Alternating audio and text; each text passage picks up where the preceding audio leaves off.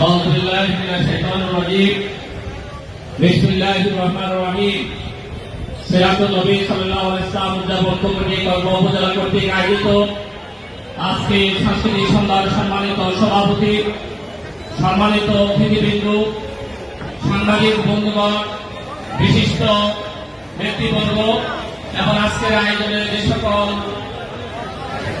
ভাই এবং বোনেরা দেখা থেকে শুনছেন, সম্মানিত শ্রোতা, আসসালামু আলাইকুম ওয়া রাহমাতুল্লাহ। মহান আল্লাহ রাব্বুল আলামিনের দরবারে আমরা শুকরিয়া আদায় করছি যে আল্লাহ রাব্বুল আলামিন দীর্ঘ 17টি বছরের পরে উন্মুক্ত একটি ময়দানে আমাদেরকে একত্রিত হওয়ার সুযোগ করে দিয়েছেন। আল্লাহর কাছে আমরা শুকরিয়া আদায় করছি। দেশ সংস্কৃতির মাধ্যমে মানুষের জীবন চরিত্র পরিবর্তন হয়, দেশ সংস্কৃতির মাধ্যমে মানুষের বিষয় পরিবর্তন হয়, যে সংস্কৃতির মাধ্যমে মানুষের জীবন চরিত্র রাসূল সাল্লাল্লাহু আলাইহি ওয়াসাল্লামের আদর্শের আলোকে করে তোলে, সেই সাংস্কৃতিক অনুষ্ঠান আয়োজন করতে পেরে আল্লাহ শুকরিয়া আদায় করছি। আলহামদুলিল্লাহ, আমরা আল্লাহর কাছে শুকরিয়া আদায় করি। আল্লাহ রাব্বুল আলামিন 17টি বছর এই জগৎ পাথর আমাদের উপর চেপে বসেছিল। এই জগৎ পাথর থেকে আল্লাহ রাব্বুল আলামিন গত 5 আগস্ট 36 জুলাই দেশের মানুষকে মুক্তি দিয়েছে। এই জন্য আমরা সবাই আল্লাহর কাছে শুকরিয়া আদায় করি। আলহামদুলিল্লাহ। সম্মানিত ভাইয়েরা, আজকের সাংস্কৃতিক অনুষ্ঠান, সেখানে আমরা বেশি কথা বলবো না, যেহেতু আমরা দাঁড়িয়েছি। আমি দুটি কথা বলে আমার বক্তব্য শেষ করতে চাই। আজকে দুঃখের সাথে বলতে হয়, আমাদের প্রিয় উপজেলা শিক্ষা, সাহিত্য, সংস্কৃতিতে এক ধরনের একটি উপজেলা। সেখানে প্রশাসনের ক্ষেত্রে সর্বোচ্চ প্রশাসনের ব্যক্তিরা এই উপজেলায় ছিল। এক সময় এই এলাকার শিক্ষা দীক্ষা, সেখানে সংস্কৃতিতে সত্যের অগ্রগামী যে এলাকাটি ছিল, সেটি ছিল কসবা। কিন্তু আজকে দুঃখের সাথে বলতে হয়, বিগত 15-17টি বছর এই কসবার যুব সমাজকে একটা ধ্বংসের রাস্তাতে নিয়ে যাওয়া হয়েছে। সেখানে গাজার সৈলাব। কসবা এমন একটি এলাকায় দুঃখ লাগে যে কসবার থানার কম্পাউন্ডে সেখানে 7.5 মণ গাঁজা উদ্ধার করা হয়েছিল।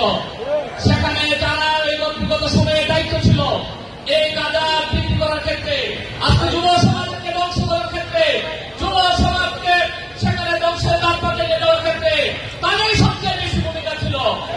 আজকের এই সমাবেশে দাঁড়িয়ে, সাংস্কৃতিক সমাবেশে দাঁড়িয়ে আমি কসবার বিবেকার মানুষের কাছে আহ্বান জানাতে চাই, আপনার সন্তানকে যদি আপনি ভালো রাখতে চান, আপনার সন্তানকে যদি যোগ্য মানুষ হিসেবে তুলতে চান, আপনার সন্তানকে যদি আগামী দিনের জন্য গড়ে তুলতে চান, আপনার সন্তানকে সব যোগ্য দেশপ্রেমিক নাগরিক যারা তৈরি করে, যারা মানুষকে রাসূল সাল্লাল্লাহু আলাইহি ওয়াসাল্লামের কথা বলে, যারা ছাত্র সমাজকে সেখানে চালায়, তাদের হাতে আপনার সন্তানকে তুলে দিন। সবাই আমি নিজেকে কথা বলতে চাই, আজকে দুঃখ লাগে আমরা এখানে আমরা দাঁড়িয়েছি, এর পিছনে বড় মুক্ত মঞ্চ করা হয়েছিল এই অনুষ্ঠান করার জন্য, বড় মুক্ত মঞ্চ করা হয়েছিল সেখানে রাজনৈতিক দলের সভা সমাবেশ করার জন্য।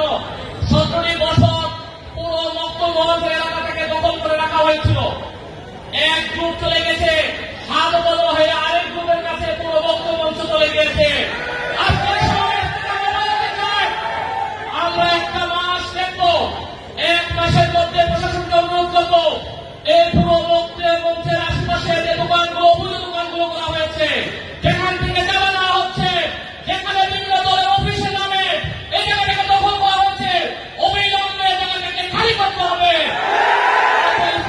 দিতে চাই, কসবার গ্যাস অথচ কসবাতে গ্যাস দেওয়া হয় না। এই গ্যাস আন্দোলন 91-99 সালে আমরা গড়ে তুলেছিলাম।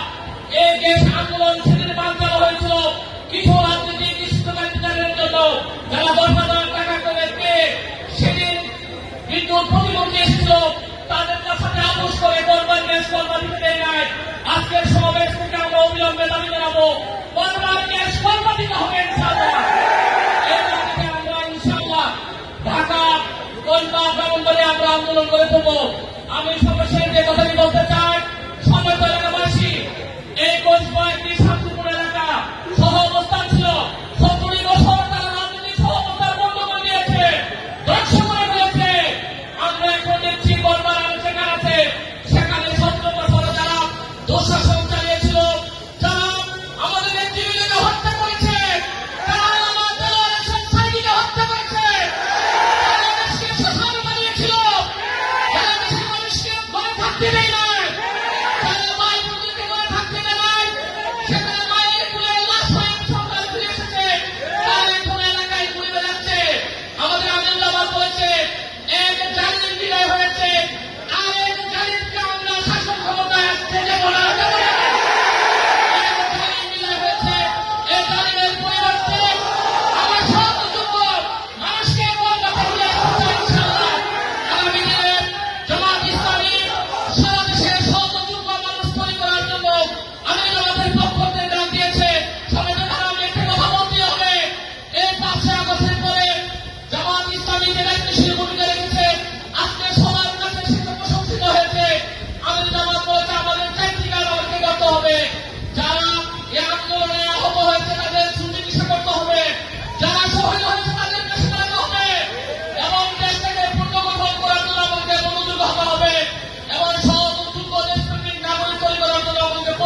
প্রমাণ করতে হবে। আমরা দেখেছি আমাদের বন্ধুপতি বলের দলগুলো নিজেরা সেখানে আজকে ইঞ্চি ইঞ্চি করে tempo stand, station, middle station রাস্তা দখল করছে, সেখানে তারা অফিস করছে। আমি এলাকাবাসী বলবো, 52টি 3 কারণে বছর আমরা প্রতারিত হয়েছি। আমাদের মুক্তি আসলাম, আমাদের সমস্যার কথা কেউ বলে নাই, আমাদের দেশের জন্য এলাকার জন্য তারা কথা বলে নাই। আগামী দিনে জামাত ইসলামের নেতৃত্বে আমরা একটা সহযোগ্য দেশপ্রেমিক একটা শাসক